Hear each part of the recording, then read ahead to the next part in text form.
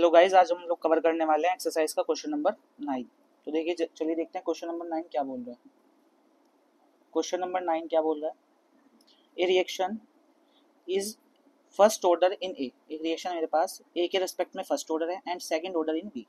B के respect में क्या है, सेकंड ऑर्डर है। तो सबसे पहले मुझे क्या बोल दिया, इसने बोल दिया कि मेरे पास दो रिएक्टेंट है, उस दो ए और बी। ए के रेस्पेक्ट में वो रिएक्शन क्या है, फर्स्ट ऑर्डर, और बी के रेस्पेक्ट में क्या है, सेकंड ऑर्डर। तो इसका मतलब हम इसका रेट कैसे लिखेंगे, अकॉर्डिंग टू रेट लो हम इसका रेट कैसे लिख सकते हैं। तो मैं आपको लिखना सिखाता हूँ। अकॉर्डिंग टू रेट लो कैसे लिखेंगे, आर इज इक्वल टू के, ए की कॉन्सेंट्रेशन और पावर में क्या आ जाएगा 1, साथ ही साथ बी की कॉन्सेंट्रेशन और पावर में क्या आ जाएगा 2। ठीक है, ये क्या हो गया इसका, ये हो गया according to rate law, rate of reaction. फिर क्वेश्चन में बोल क्या रहा है, क्वेश्चन में बोल रहा है right the differential rate equation. आप क्या लिख के दिखाओ मुझे, इस रिएक्शन की डिफरेंशियल रेट इक्वेशन लिख के दिखाओ। तो आप कैसे लिखेंगे, तो डिफरेंशियल रेट इक्वेशन हम कैसे लिखेंगे, आपको मैंने लिखना सिखाया था। क्या लिखते थे, अगर आपके पास कोई रिएक्टेंट है उससे क्या बन रहा है, प्रोडक्ट बन रहा है। तो इसके लिए हम रेट कैसे लिखते थे, हम लिखते थे R is equal to minus d reactant की कॉन्सेंट्रेशन अपोन में क्या आता था, अपोन में आता था डी टी, अपोन में क्या आता था डी टी, और साथ ही साथ इज इक्वल टू में क्या आता था प्लस डी प्रोडक्ट की कॉन्सेंट्रेशन, डी प्रोडक्ट की कॉन्सेंट्रेशन और अपोन में क्या आता था डी टी। ऐसे तो लिखते थे। अब यहाँ पे क्या बोल रहा है आपको, डिफरेंशियल रेट इक्वेशन लिखो। तो जी हम रेट इक्वेशन अभी मैंने आपको लिख के दिखाई है क्या होती है, ये तो होती है डिफरेंशियल रेट इक्वेशन।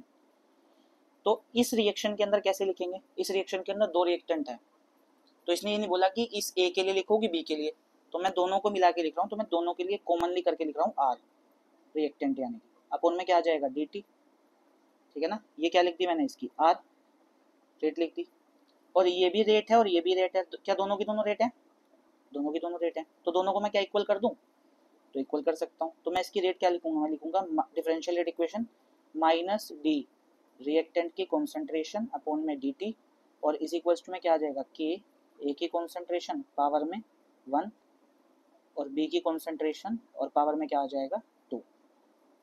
ठीक है, तो ये हो गया आपका फर्स्ट क्वेश्चन का आंसर। सेकंड क्वेश्चन क्या बोला है, how is the rate affected on increasing the concentration of B 3 times. अगर मैं बी की कॉन्सेंट्रेशन को क्या कर दूं, 3 टाइम्स कर दूं, तो कैसे आपकी रेट अफेक्ट होगी। तो कैसे अफेक्ट होगी, तो देखते हैं आ जाओ कैसे अफेक्ट करेगी। सेकंड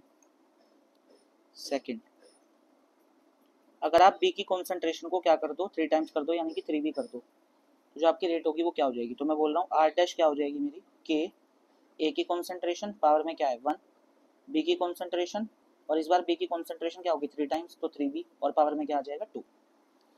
तो R dash is equals to 3 3 क्या हो जाएगा 9, 3 का स्क्वायर, के, ए की कॉन्सेंट्रेशन पावर में क्या आ जाएगा 1, बी की कॉन्सेंट्रेशन पावर में क्या आ जाएगा 2, और इसको मैं बोल रहा हूँ इक्वेशन सेकंड। ठीक है, और ये जो मैंने ऊपर लिखी थी ये वाली हो जाएगी मेरी इक्वेशन फर्स्ट। ठीक है, और मैं अगर कंपेयर कराऊँ इक्वेशन फर्स्ट और सेकंड को, तो क्या मैं ऐसा बोल सकता हूँ कि इक्वेशन फर्स्ट और सेकंड के अंदर जैसे ही मैंने बी की कॉन्सेंट्रेशन को 3 टाइम्स किया, तो जो रेट हो गई वो मेरी कितने टाइम्स हो गई 9 टाइम्स। कितने टाइम्स हो गई 9 टाइम्स। तो मेरा आर डैश किसके बराबर आ गया, आर डैश आ गया 9 आर। ठीक है, तो ये आ गया मेरा 9 टाइम्स।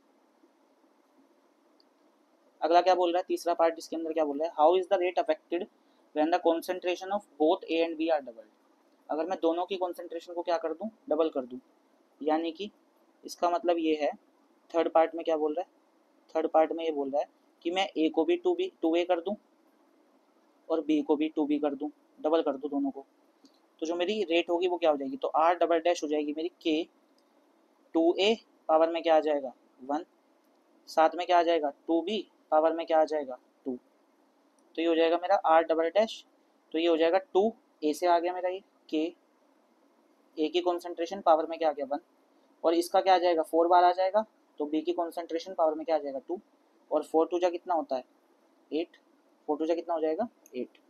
तो मैं लिख सकता हूँ इसको R double dash is equals to 8 k, ए की कॉन्सेंट्रेशन पावर में क्या आ जाएगा 1, बी की कॉन्सेंट्रेशन पावर में क्या आ जाएगा 2, और इसको मैं बोल रहा हूँ इक्वेशन थर्ड।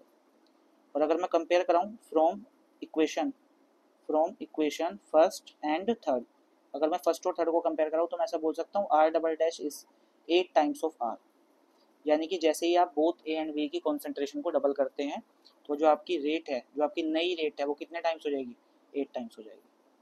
तो आई होप आप सभी को समझ में आया होगा।